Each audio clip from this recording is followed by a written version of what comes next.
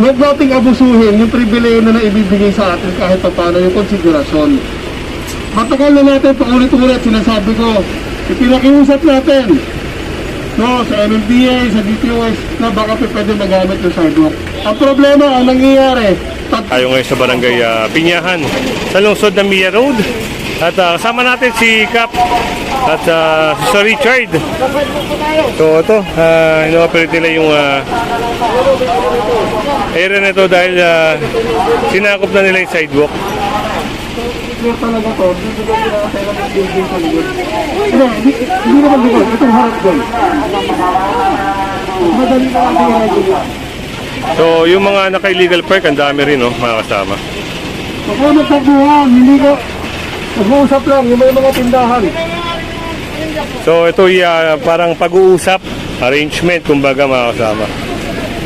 At dahil nga nasasakupan to ni Cap. Ano pangalan ni Cap, Ma'am? Carl Lipnica. Ayan, ni Cap Carl Lipnica. Ayun, inaanyayahan yung mga may-ari ng tindahan, yung mga harap-harap nila, lalong-lalo na yung mga nagtitinda sa sidewalk, mga kasama.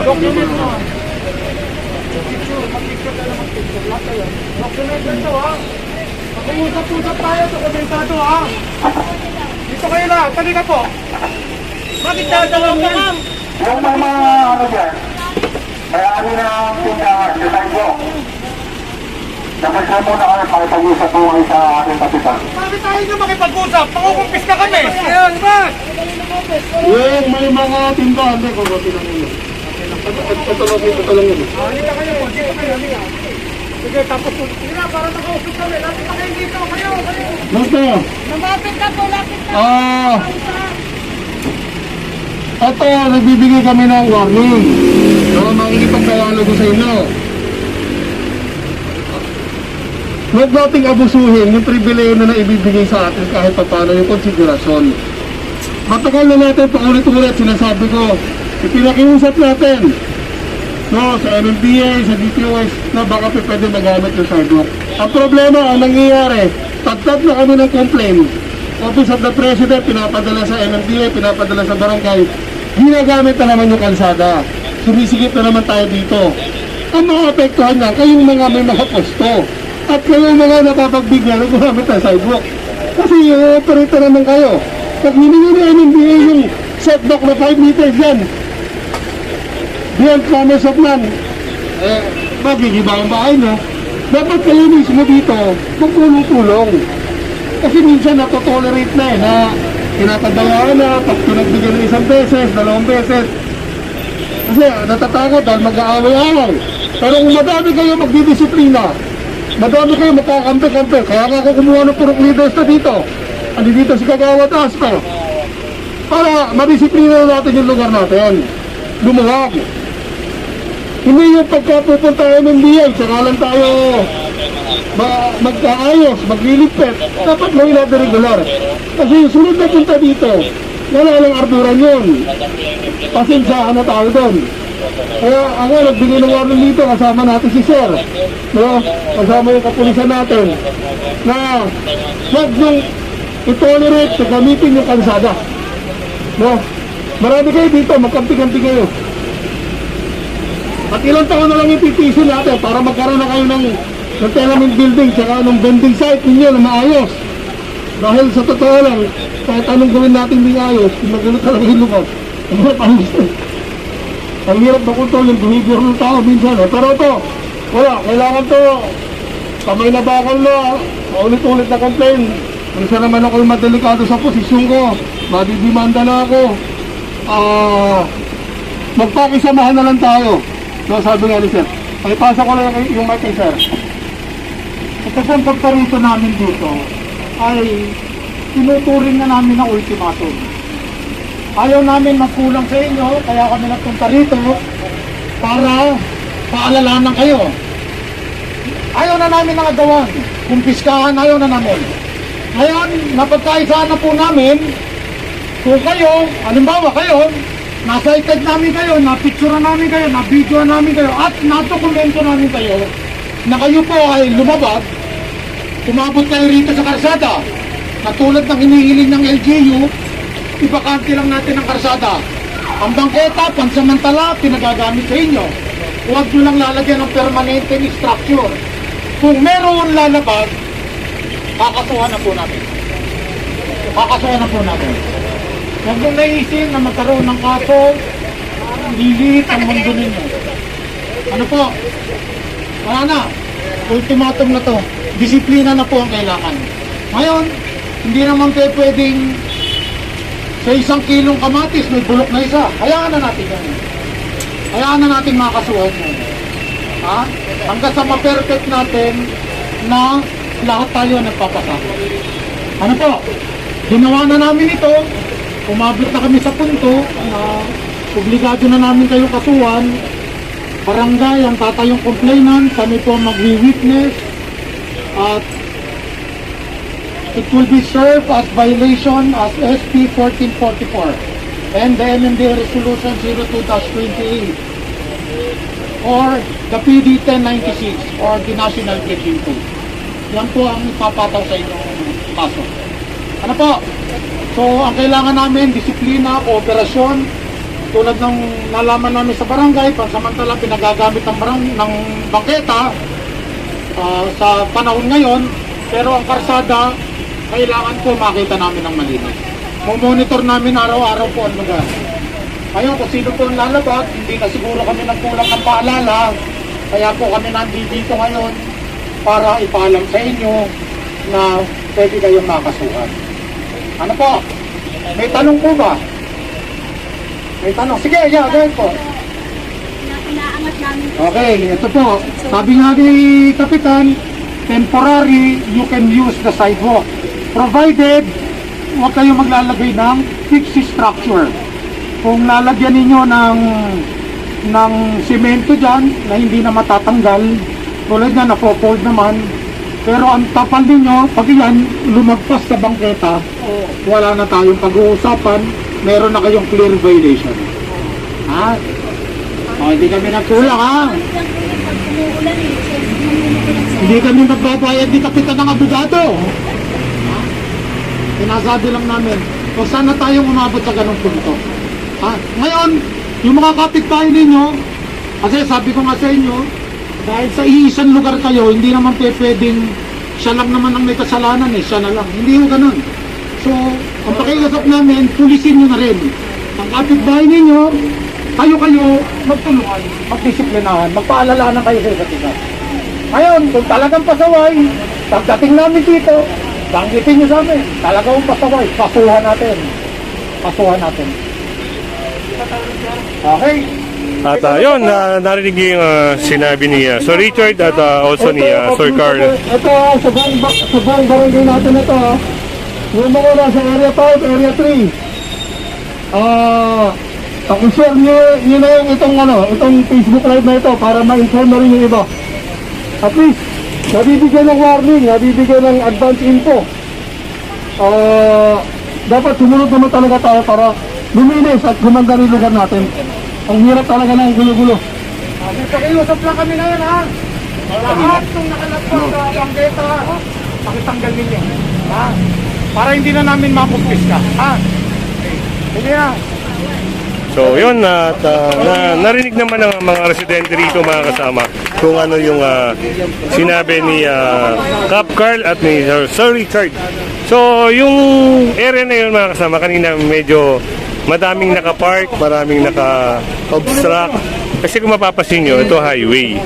At yun nga, ayon sa sinabi kanina, yung bangketa, pansamantalang pinagagamit sa kanila. Pero yung kalsada, wag naman gawing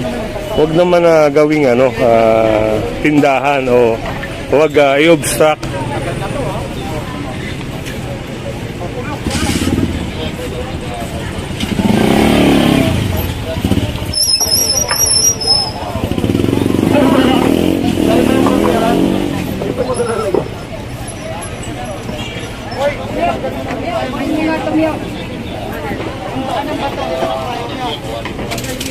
Bayan. Ito, may-inform na rin yung mga tao dito. Nasabihan na. Usap tayo, usap. Dito. Dala kayo ng representante. At dito yun, yung trapal nila, inaalis na mga kasama. Oh, Kanya-kanyang linisan din, ano? full. Yung mga, ito yung ano sinasabi ko sa'yo, na timbangan. Ito pala yung... kasi, nagpapatimbang talaga yung tao dahil nagbubulas eh. Nakamigit sa mga May side ka na nakuha kanina. ganito. dito pala nagpapatimbang sila ng mga kalakal nila mga kasama. Ito yung EDSA muna. Pagdating sa pasyang. Isabi nyo, titignan ko, i-coordinate ko yung mga nangangalakal. Huwag lang talagang abusado sila sa isabi nyo. Titignan natin. Pag hindi disiplinado, huwag yung bilan.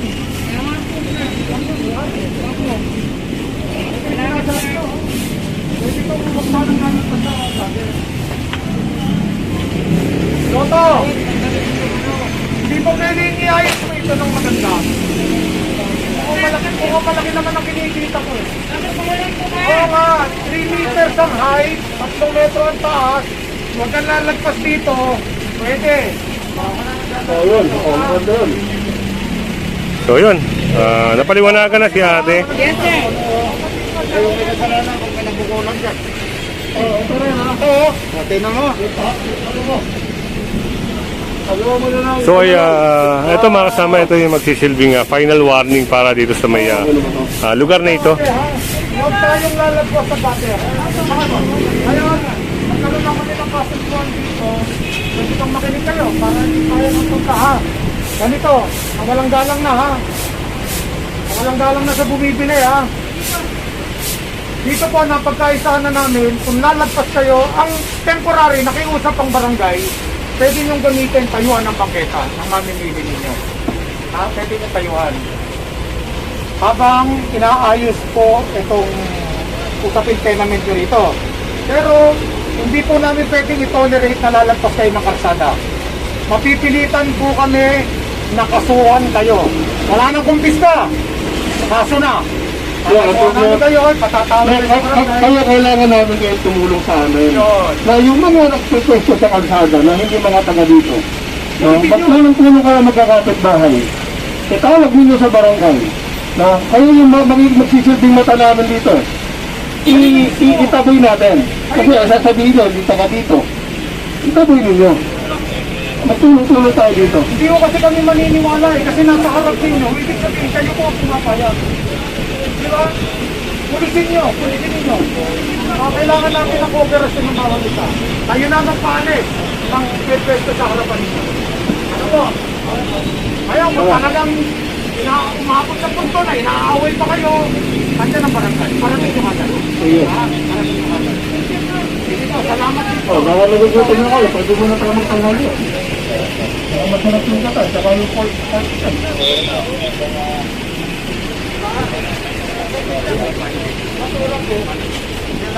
Yung mga taga dito, minsan. Sila lahat sa hapon, ibang At itong basura ay napansin din ng MMDA mga kasama. Ito, nagsiklop lang ito.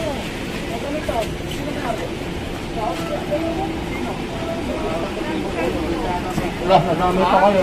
Ikaw na tulong. Anong mayari? Papaklasin ko na. Walang mayari. Ano na lang natin. Hindi naman tayo namin. Sino ba? Sino mo? Wala kami makakawin. Sa mga dalawang ginagamit pa dun eh. Kailangan hindi kami nagkulang. Tatanggalin ko yung ano. Eh, kung ano yung ari sa'yo. Si Bayubay pala. Kumakain ka ba? Purok leader natin yan, ano sir? Ganun po. Kasama ka, Sir, di para alam mo kung ano yung Ayun, may kasama na tayong purok leader, no? Sinasama nila sir para inform yung mga nasasakupan niya, no? Yung side bro, pinakalaw naman, temporary may pinapalagang ano. Pero kailangan ninyo, kailangan natin magpakisamahan dito. Yung mga nag-occupy na kalsada, taboy natin. Magtulong-tulong tayo dito kasi magdadamay kayo eh. Pagtuloy-tuloy yung complaint sa Office of the President at hiningi ni MMDA o ng City Hall o ng Barangay yung 5 meters Matatapos kayo dyan. Eh, pinakiusap na nga natin na kahit pa paano gamitin, pwede nyo gamitin yung sidewalk. Maasahan pa natin yun. Tumawag kay Kagawad Asro, tumawag sa barangay, kahit ako mismo, pupunta ako dito para kumpiskahin yung mga naglalatag sa kalsada. Nung isang araw, pumunta ako dito, yung napansin ko. Ngayon, pinagbibigyan kayo ng LGU gamitin ng paketa. Ito nagagalit mo. Ha? Mamimili mo, dito na kayo ng paketa, pagsamantala pinapayagan natin. Pero lahat ng lalagpas sa dati, dito, lalagpas dito. Lahat ng tulad dito, ha? Hindi na namin kukumpiskahin yan. Hindi na namin babaklasin.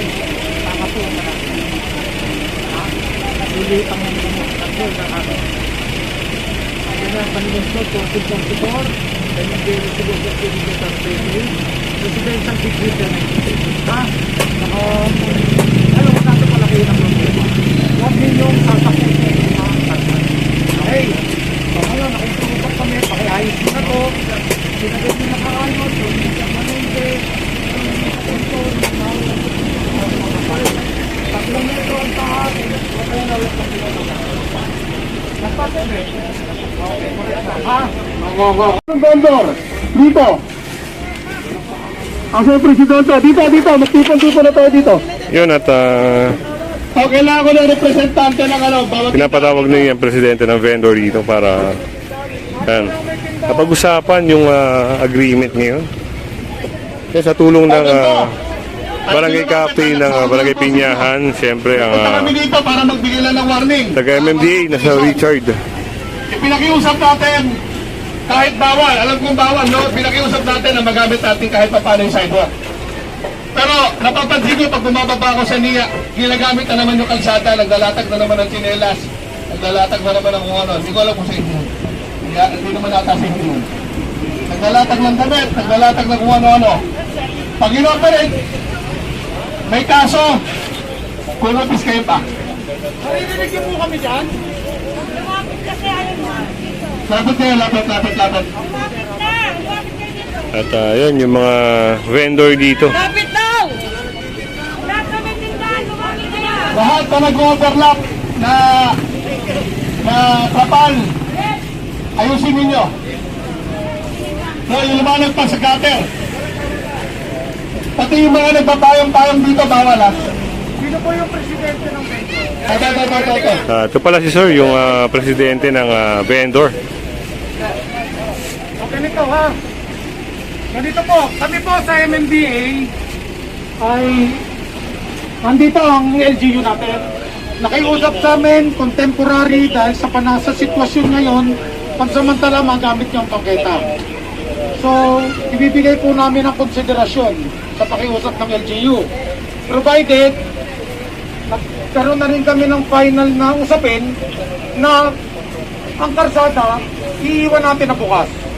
Hindi nyo po pwedeng sakupin ang karsada. Ngayon, hanggat maaari ayaw na namin ang kumpiskahan. O ngayon, i-identify na namin kung sino po ang lalabag, mapipilitan po kaming kasuhan. Ano po? Nuulit namin, mapipilitan na po kaming kasuhan ng lalabag. Lahat ng lalagpas dito sa kinatatayuan po ay mapipilitan kaming kasuhan. Kami po magiging complainant kasama ang LGU at i-formalize po namin ang complaint kung kailangan namin kayong i-inquest, gagawin po namin. Ngayon, kailangan din namin ang kooperasyon ninyo.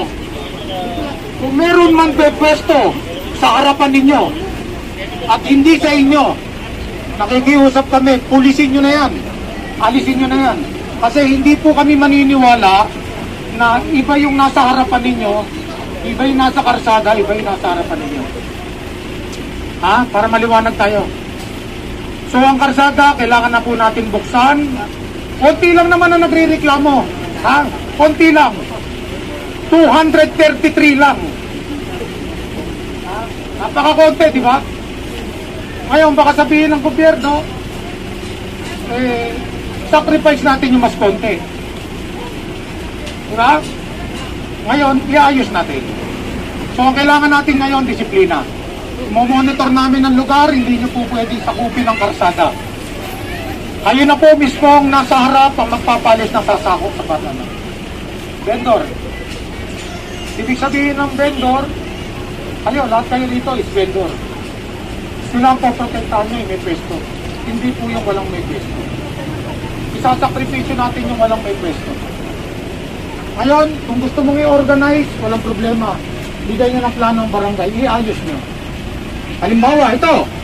Oh, wala kasi silang pwesto. Ang vendor mo nandun sa likod. Tama ba? Oh, ipakikiusap natin. Baka pwede may kapirasong lugar dito pansamantala na magagamit ng vendor. Kaya ka, Presidente, i-organize ito. Ano po? May tanong kayo? Sir, Okay, sige, tanong. regarding po sa bilisin natin ng pagkasahan, mga ganito po. Ano, kailan po ang effectivity nito? Ngayon. Yan ang Ngayon. Actually, sabi ko nga sa inyo, konsiderasyon na itong hiniling ni Kapitan na gagamit niya bakit. Yan mga kasama yung bangketa. Sidewalk clearing operation grid.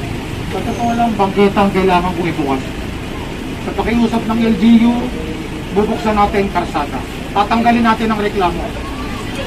Kailangan matanggal natin ang reklamo dito. Hanggat may reklamo, mag-ooperate at mag-ooperate po ang inyong mga dito. Ha? O ganun. Ngayon, kaya kami nagsasalita rito, ayaw namin magkulang. Baka mamaya sasabihin ninyo, Sir, bakit po kami nakasuhan? Sir, bakit to may bumaba sa akin somon? Sir, bakit to dinampot yung tao ko? Hindi kami nagkulang, kaya kami nandito ngayon. Pinararating namin sa inyo, this is your form. Ito po ay isang uri ng notice. Verbal notice ang tawag dito. Ano po? May tanong pa. Okay, yung mga tarpaulin na sosobra sa karsada, violation din po yun. Iayos nyo, makipag-ugnayan kayo. Alam ko, baka merong ibang vendor, yun na sumisiksik dito, iayos natin. Siyempre pwede na sa karsada. Tatanggalin natin ang reklamo. Ang karsada, bubuksan ko natin. Nakiusap po doon sa team leader doon, yung merong tawag ito, yung may trapal. Sir, kailangan magiging period example tayo sa mga kapitbahay. Ayun na nga po sinasabi natin. mga tayo na nga mag-ano. Kung hindi nyo mayayaw, mas matapang pa sila. Mas matapang pa kaysa sa inyo na kayong may pwesto. Patuwang nyo kami. Patuwang nyo kami. Puntahan nyo ang barangay. Paalam ninyo, darating din kami. Kakasuhan natin. Dayo pala eh. Marado sa nagtinda sa lugar nila. Kung sila nakakagulo lang dito, tatanggalin natin ang reklamo. Hindi natin matatanggal ang reklamo hanggat wala tayo sasakripisyo. Ano po? Yes, sir. Okay. Sabi ko nga sa inyo, temporary itong mga paggamit sa bangketa. Pero 3 meters ang height, huwag kayong lalagpas sa gutter. Sige, papayagan natin. 3 meters ang height. Pakuti nyo, nandito sa kayo natatayo ko, pero huwag to the extent na lalagpas dito. Ngayon, lalagyan nyo rin ng lugar yung mamimili nyo. Baka dito nga kayo nakapwesto, pero yung mamimili nyo nagkakarsaba. Hindi rin natin natanggal ang problema. So kailangan ang mamimili ninyo nandito sa bangketa. Siyempre. Okay. Baka pwedeng makahingi ng ano, sir. Kasi minsan Ma'am? corporate yung mga bata niyo, sir. Ini-insist nila na bawal sa bata. O, hindi kami naman. Opo, ito po, pagkatapos ng pag-uusap natin dito, sabi ko nga sa inyo, it's a form of consideration. Ayaw na ito, babanggitin nyo sa pag-ooperate. Makipag-ugnayan po kayo sa barangay kasi po isinaayos na kami. Ayaw, maniniwala ako sa inyo, kaya sila babalik dito sa kupin nyo kasano. Hindi natin matatanggal ang reklamo. Sabi ko nga sa inyo, konti lang ang reklamo. Konti lang kayo kumpara sa reklamo. Ha? Dahil sa may reklamo, kaya dumarating ang MMDA dito. Okay? Salamat, sir. Tulong yung barangay. Hindi nga, nag-usap po kami sa barangay. Ito naman, pinakiusap ng LGU natin. Ha? May plano naman sa inyo. Napakaganda ng plano. Kaso lang kailangan natin disiplina. Pulisin nyo. Kayo na mismo. Sabi ko nga, kung mas matapang sa inyo, kakampin nyo ang barangay. Kakampin nyo kami sa inyo. Pinatanggal na ni Cap Carl yung isang tent dito mga kasama. Yun. At yun. Ngayon, maganda. Nakiisa naman yung mga residente rito. So, sana mag-continue, no? Dahil nasabihan na sila ni Sir Richard. Na-inform na sila. At yun nga, siguro pag inikutan sa susunod at may paglabag, yun, doon na magkakaroon ng, ng confiscation, mga kasama.